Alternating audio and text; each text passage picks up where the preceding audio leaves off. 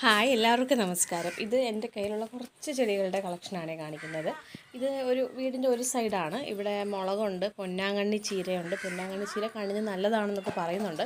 അതുപോലെ 2-3 ടൈപ്പ് മുളകുണ്ട്. നല്ല മണമുള്ള മുളകുണ്ട്, അല്ലാതെ സാമ്പാർ മുളകെന്നാണ് നമ്മളിവിടെയൊക്കെ പറയുന്നത്, അതുണ്ട്. പിന്നെ ചെമ്പരത്തി ഉണ്ട്. ഇതിപ്പോൾ കോവയാണ്, 2 ടൈപ്പ് കോവലുണ്ട്.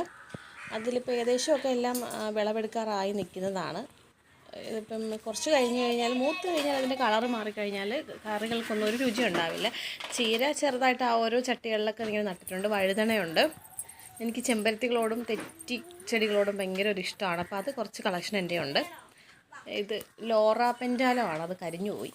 പിന്നെ ഉള്ളത് സ്റ്റാർ ഫ്രൂട്ടിൻ്റെ ഒരു പ്ലാന്റ് അവിടെ നിൽപ്പുണ്ട്. ആ കോവലിൻ്റെ പിന്നെ ഞാനും അൻവിയും കൂടെ കോവയ്ക്ക വറക്കി ഇറങ്ങിയിട്ടുണ്ട്. അൻവി പച്ച കോവയ്ക്ക കഴിക്കുന്നത് അൻവിക്ക് ഭയങ്കര ഇഷ്ടമാണ്. അങ്ങനെ അൻവി അത് കഴിച്ചുകൊണ്ട് അവിടെ നിൽക്കുകയാണ്. അപ്പോൾ ഞാൻ കോവയ്ക്കകളെല്ലാം കൂടി ഇങ്ങനെ പിച്ചെടുക്കുകയാണ്. കുറച്ചേ ഉണ്ടായിരുന്നുള്ളൂ, ഈ ഭാഗത്തൊക്കെ കുറച്ചേ ഉള്ളൂ. ഇനി താഴേക്ക് കുറച്ചധികം കിട്ടാനുണ്ട്.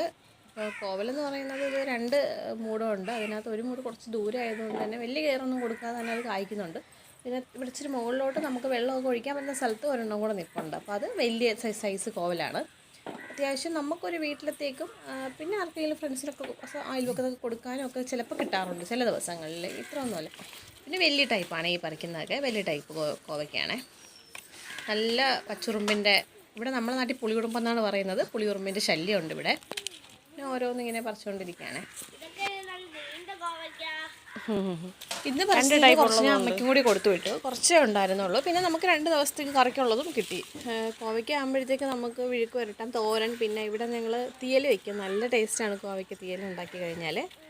പിന്നെ കുറച്ച് ഇതൊക്കെ ഉണ്ട്. പിന്നെ താഴേക്ക് ഇറങ്ങി കഴിഞ്ഞാൽ കുറച്ച് പറിക്കാം. താഴെ വേറെ ഒന്നും നട്ടിട്ടില്ല, കറിവേപ്പ് മാത്രമേ ഉള്ളൂ അവിടെ. കുറച്ചെങ്ങും അത് നമ്മുടെ കറിവേപ്പിൻ്റെ മുകളിലേക്കൊക്കെ പടർന്നു പോയി. അപ്പോൾ അതിനകത്ത് ഇപ്പോൾ പുതുതായിട്ട് പൊട്ടി മുളയ്ക്കുന്ന ശിഖരങ്ങളിൽ നിറച്ച് കായ്കളുണ്ടാവും. എല്ലാ ഇലകളിലും ഓരോ കായ്കളുണ്ടാവും. അപ്പോൾ അതുകൊണ്ട് തന്നെ അതൊക്കെ നമ്മളിങ്ങ് മുകളിൽ നിന്ന് തോട്ടം വെച്ച് താത്തി പറിച്ചെടുത്തു. ഇപ്പോൾ ഞാനിങ്ങനെ ഫോൺ വെച്ചപ്പോഴത്തേക്ക് കണ്ടില്ലായിരുന്നു, അവിടെ നിന്ന് സൺലൈറ്റ്, സൂര്യപ്രകാശം നല്ല ഭംഗിയായിട്ട് അടിച്ച് വരുന്നുണ്ട്. രാവിലെയാണ്, അപ്പോൾ തെക്കുവശത്തു നിന്നുള്ള വെട്ടം നന്നായിട്ട് വരുന്നുണ്ട്.